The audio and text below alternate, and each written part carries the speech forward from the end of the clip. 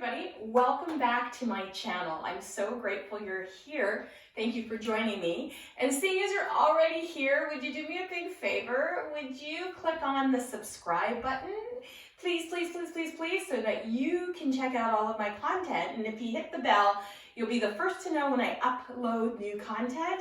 And it always is my ambition, and it's always my goal to upload a new video every single Friday.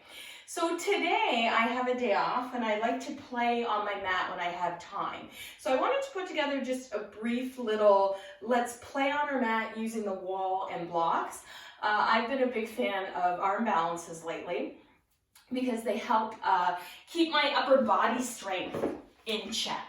And when I graduated from teacher training and I was invited to come back as an adjunct teacher in my teacher training, in my previous teacher training, I was tasked with teaching arm balances, precisely because I'm rocking what's considered a bigger body in the yoga world, and I like to consider an abundant body. So I wanted to show that it was possible for abundant bodies, bigger bodies, larger bodies, fat bodies, however you want to put it, to do arm balances. And I also teach arm balances to my older students.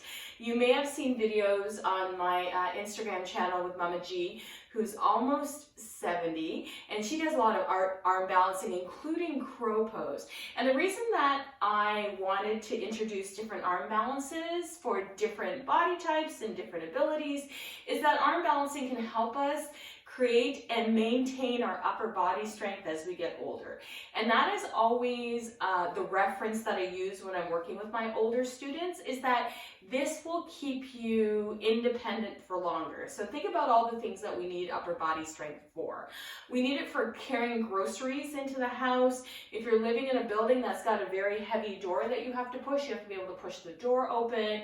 Perhaps you have children or grandchildren or pets that you want to pick up or lift up, carrying laundry up and down stairs. There's all kinds of things that require upper body strength that we don't think about. I often think about if you have a two-door car, like that car door can be heavy. So we want to make sure that we can have upper body strength so that we can live independently for longer, and it feels good to be able to feel strong in our bodies. So that's why I like to do arm balances. And today I'm going to play with a few. I'm going to play with a flying pigeon at the wall, which I haven't done in a long time. I'll play with a little bit of handstand and just a bunch of different things using blocks. And again, if you're afraid to go upside down, I'm going to show you things that are upside down that don't also require a lot of upper body strength, but the idea of going upside down is always really soothing, for me anyway, but it's also a nice change of perspective. So let's start our practice with our legs up the wall.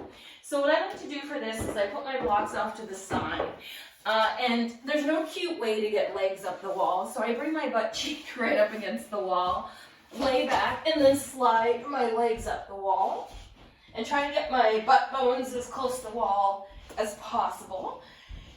And just let my legs rest on the wall. And I'm going to bring my arms up overhead, bend my elbows out into a T, and just relax here, feeling all the places that my body makes contact with the floor. Breathing deeply and slowly. Now, taking a deep breath in, plant your feet on the wall and lift your hips up. Feel a little bit of pressure into the back of the head. Push down through that spot. Perhaps bring your hands down by your sides. If they touch the wall, that's okay. If they don't, or if you want to lace your fingertips behind you, you can. If you want to place your hands underneath your hips, you can. But play with wherever this makes the most sense for you. And then lowering all the way down, stretching the legs back up, maybe taking the legs out wide, bringing the soles of the feet together, opening up the hips. So it's nice to do a little practice before we do some of these more challenging poses, more physically challenging poses. And remember that poses can be challenging no matter what they are. Rolling out of bed can be a challenge. Walking stairs can be a challenge. There's lots of things that you can find challenging that this yoga practice can help you work through. Press into the feet, lift the hips up once again, and then you can either walk your feet up the wall if you want, a little higher. If you want to bring a block, oh, my block's not quite close enough, but you can bring a block underneath your hips if you like. Make sure you're pressing down into the back of your head. You can play with bringing your arms underneath you and perhaps coming up into your shoulder stand practice if that speaks to you. And then when you're ready, let's lower our hips down, roll to our favorite side, and let's come into a tabletop position. Bringing your feet against the baseboard, hands out nice and wide. We're going to do a few cat-cows. So we're lifting the bottom, lifting the gaze, and then exhaling and rounding, pushing the floor away from you. Inhale, soften, belly down, gaze upward. Exhale, round. Good. 4 more. Inhale, soften. Exhale, round. Last one. Inhale, soften. Exhale, round. And then I'm going to walk my knees forward, walk my hands forward, and come into a downward facing dog with just my heels at the baseboard. And you can butt your mat right up against the wall if you like. I'm pressing into my hands. Walking feet forward, walking hands back, and then bringing my hands back behind me. I'm going to come into a chair pose, bringing my butt bones to the wall, inhaling, stretching the arms up and forward into a chair shape. And then sliding down the wall, pushing my low ribs back into the wall. I'm going to walk my feet out a little bit here. Make sure you're on a mat here, because if you're on the floor, you have the tendency maybe to slide out with the feet and fall on your butt, which might not feel all that great. Believe me, it's happened to me, and it wasn't good. Pressing firmly into the back wall. So what I'm really doing is strengthening my back. I have a big curve in my spine, so I like to work at strengthening that to minimize my back pain. So we'll be here for 4, maybe slide down a little bit here. 3, 2, and 1. I'm gonna bring my hand against the wall and I'm gonna push off the wall. And I'm gonna step to the top of my mat. Inhale, reach my arms high to the sky. Right hand grabs a hold of left wrist, pressing over to the right. Back through center, and now crescenting over to the left. Inhale, reaching up nice and tall. Exhale, bringing my hands together at heart center, taking a giant step back with the right foot, bending into the square of the left knee, floating the arms into T, coming into warrior 2. Now a peaceful warrior, extended side angle. We're just going to move back and forth through these 2 movements, and you can go as quickly or as slowly as you like, as we just start to warm the body up. We'll do 2 more. And then last one.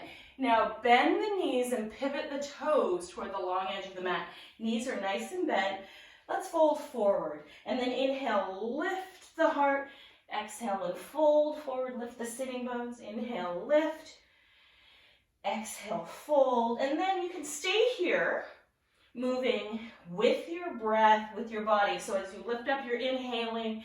As you fold, you're exhaling. If you want to stay here, stay here. If you want to add a little bit more movement, you can take a twist, left hand down, right arm to the sky, and then right arm down, left arm to the sky. You can play with that. That's your next stop if you want a little bit more movement. And if you want even more movement, possibly even more sensation, you can move into Skadasana, or my kids call this Ninja Warrior. You can come back side to side and play with opening up the hips, the inner thighs. Keep moving side to side. Breathing deeply and slowly, moving side to side. So pick whichever one speaks to you in this moment and play. And we're just going to play moving side to side. And now let's come back through center. Forward fold, hands on the waist, shoulder blades on the back, lift the heart. Go ahead and turn now your right toes out to the back of your mat. Let's circle the arms out into T, and let's move through our flow on the second side. So bending into the square of the knee, making sure that the knee aligns with the center of the foot and it's not tracking to either side. And then we can come back, peaceful warrior, to extended side angle, back to peaceful warrior, back to extended side angle. And keep moving back and forth through your breath, inhaling and exhaling, and moving in a way that feels good. Good. Now, let's do 2 more. Last one. I'm going to hold here for a moment. Extending that left arm up and over the ear, pushing down into that right hand, into the knee, and creating length from the neck to the shoulder, just space there. Now, bringing that left hand to the floor, spinning up onto the left toes. Let's lower the knee down. And let's start with playing with a little bit of prep for handstand. So I'm going to bring my mat right up against the wall. And then I'm going to come into a tabletop with my feet right at the baseboard. So this is our first step on the journey into handstand. So it's going to be a half handstand or an L at the wall. So I just come very much to my basic tabletop position. Another way you can measure this out, and it's not an exact measurement, so keep that in mind, is you can place your feet flat on the baseboard, hands at your side, lifting the shoulder blades onto the back, and then flipping over, marking your hand right at your hip, and then lining that second hand up. Now, to me, this feels a little bit short, so I'm going to take one hand print forward. Now, coming back into a down dog, placing my heels against the baseboard, my toes are firmly planted on the floor, lifting my sitting bones, pressing down into the elbow of my hand, pads of my fingers, my knuckles. I'm going to lift one leg up the wall and see if I can lift the bottom leg and hold, scissoring my legs together as I do this. Come down and lower. So you're welcome to stay here at your down dog or lift up, scissor the legs together, flex out through the toes, push the floor away, and lower. So I'm going to do that 4 times in total. And squeeze, hugging the inner thighs, scissoring, pushing the floor away from me, coming down. Last time, scissor, squeeze, push the floor away from me, looking back at the baseboard, and down. So what does that do? It helps me push the floor away from me and have upper body strength to feel what it's like to hold my weight up on my hands. It also reminds me that I have to hug the midline. So hug in toward my belly button when I'm doing these things. Okay, and it also gives me the sensation of being upside down. Keeping in mind, when you're upside down, it's very normal to be out of breath, okay? So take a break, come out of it when you're ready. So the next step is to step. Maybe try stepping both feet up the wall, probably at hip height. I tend to go a little bit higher. Push the floor away from you, look back at your baseboard. See if you can hold it for 10, squeeze the quads.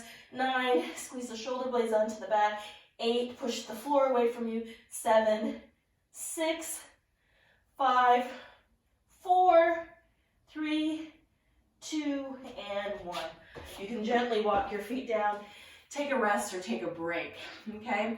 So play with those 2 drills to see if it can get you feeling a little bit more confident in getting up. Now, if you feel like those 2 drills are relatively easy, or you can come to them, or you're already able to do them, or you've been doing them for a while and you're ready to move on, what I like to do is turn and face the wall and do a kick and a swing. So there's a couple things I've been working on. So for me, my dominant leg is my left leg, is my swing leg, and my right leg is my kick leg. So that's the leg that's going to push off to get my hips over my shoulders. My gaze is going to be down between my hands when I do this, and I'm just going to play with a kick and a swing with no ambition to get up, just the feeling of kicking and swinging. So it'll be just a kick, swing, and see if I get any hang time. Kick, swing, kick, swing. And as you can see, I've been working on this to get a little hang time. I also use the wall to push my head into the wall to give me a little bit more leverage to draw up. I'm also squeezing my abdominal muscles really tightly, and if I can remember, squeezing my pelvic floor to help give me a little bit more lift.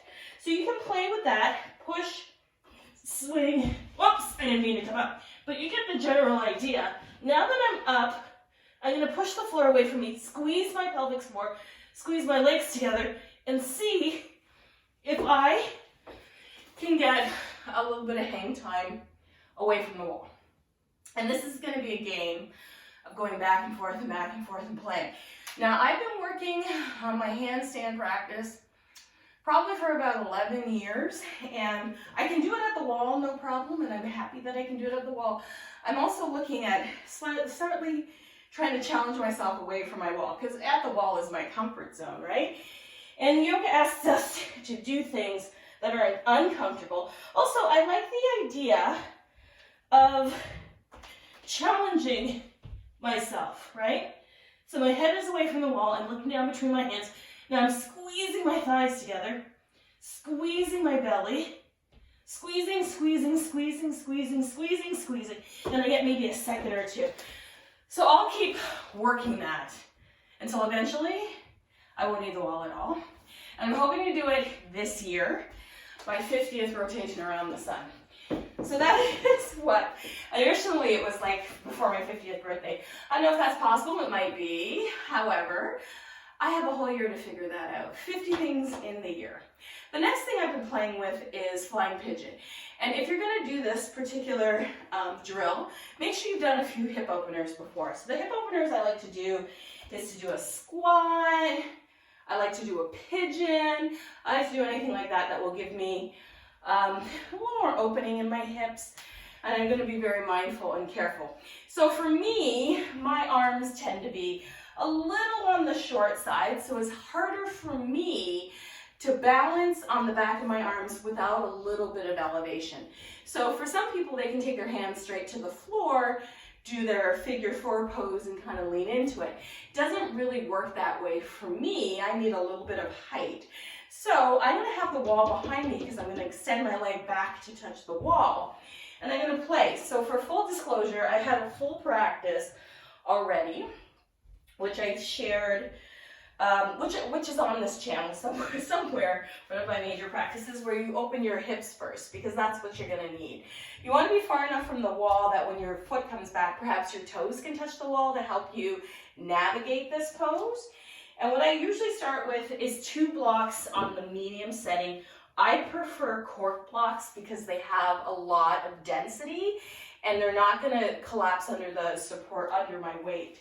And then what I like to do here is come into a figure 4 pose, or a standing pigeon as I like to call it, and bring my heel as close up onto my thigh as possible. Then what I like to do is try to get my right top of my ankle onto the back of my arm, and then on the other side here, using it as a shelf, bringing my tricep in front of my knee. Now the key is to look forward, bend your elbows, squeeze your belly, and see if you can lift your toes off the floor or touch the wall behind you. So without falling on your face. Woo! And I got up just for a second, and guess what? That's cool. That's cool. I start small. Slow and steady wins the race, in my opinion. So let me try it on the other side. It might be a little less available on the other side, because you know, like, one hip is always way more open than the other, and it's actually my right hip that's way more open than my left. And then planting my hands on the blocks, looking forward, leaning forward, pushing down into the blocks. If I remember, squeezing my pelvic floor, and then noticing if I can, perhaps get my toes off the floor for a second. And I did. And then I keep working that angle, keep working that angle, keep working that angle. So it's kind of fun just to play. And what I like to do is, when I have time, just play with different things on my mats. It doesn't have to be arm balances. It can be restful poses. It can be flows. A lot of people have asked if I'll create a creative flow workshop or practice I'll do online, and I'll totally do that. And it's kind of funny when I'm with certain students that I practice with. They spark my creativity just by watching how their bodies work or how their bodies move. But I think it's really important to have this yogi playtime, either at the wall, on a chair, with bolsters, with blocks. It doesn't have to be about complicated arm balances. It could be about anything at all. I was just feeling like an arm balance today, so that's why I chose to film what I was going to be doing today. So thank you very much for being here. I hope you have a fantastic day, and I'll see you in the next video. Namaste.